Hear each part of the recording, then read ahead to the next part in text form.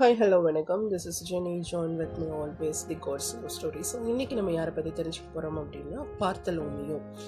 So நேற்றே நம்ம சொன்னோம் இவர் யாருடைய சகோதரர் அப்படின்னா ஸோ பார்த்தலோமியோ பிலிப்போட சகோதரர் தான். இவருக்கு இன்னொரு பேர் நத்தானியல் அப்படின்னு பேர்.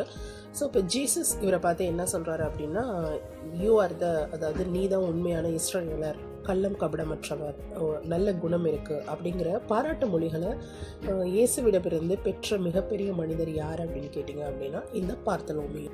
ஸோ இவர் இருக்கக்கூடிய இடம் பார்த்திங்க அப்படின்னா வெஸ்ட் ஏஷியா பகுதியில் இருக்கக்கூடிய அர்மேனியா அப்படிங்கிற ஒரு மாகாணம், ஒரு ஸ்டேட் அப்படின்னு சொல்லலாம். ஸோ அந்த ஸ்டேட்டில் தான் இவர் இருக்கக்கூடியது, அர்மேனியா அப்படிங்கிற பகுதி.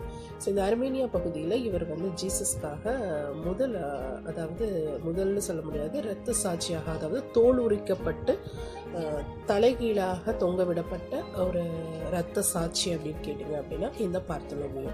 ஸோ இந்த பார்த்தலோமியோ ராபர்ட் அப்படின்னு சொல்லுவாங்க. இவர் வந்து தோல் உரிக்கப்பட்டு சிலுவையில் தலைகீழாக தொங்க விடப்பட்டு இறைவனுக்கு சாட்சியாக மறிக்கப்பட்டவர் அப்படிங்கிறது தான் உண்மை.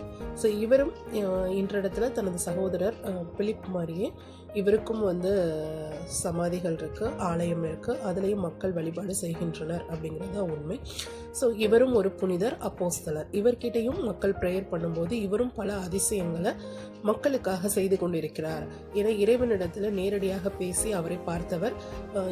பார்த்தலோமியோ இயேசுவினுடைய விண்ணேற்பில் பங்கு கொண்டவர் அப்படின்னு சொல்லலாம். விண்ணேற்பு அப்படின்னா என்ன கேட்டிங்க அப்படின்னா, விண்ணேற்புனா இயேசு மரித்து 3ஆவது நாள் உயிர்த்தெழுந்து வரும்போது அப்போ அவரை உயிரோட தொட்டவர், பார்த்தவர் யார் அப்படின்னு கேட்டிங்க அப்படின்னா இந்த நெத்தானியல் என்கிற பார்த்தலோமியோ.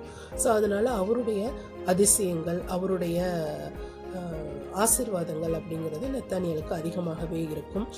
அதனை வழிபடக்கூடிய மக்களுக்கும் அவருடைய ஆசீர்வாதங்கள், அதிசயங்கள் நடக்கும் அப்படிங்கிறது தான் உண்மை. ஸோ இவர் இந்தியாவினுடைய பல பகுதிகளிலும் மற்றும் வெஸ்ட் ஏஷியா, அர்மேனியா இந்த பகுதிகளில் சேவை செய்தவர்.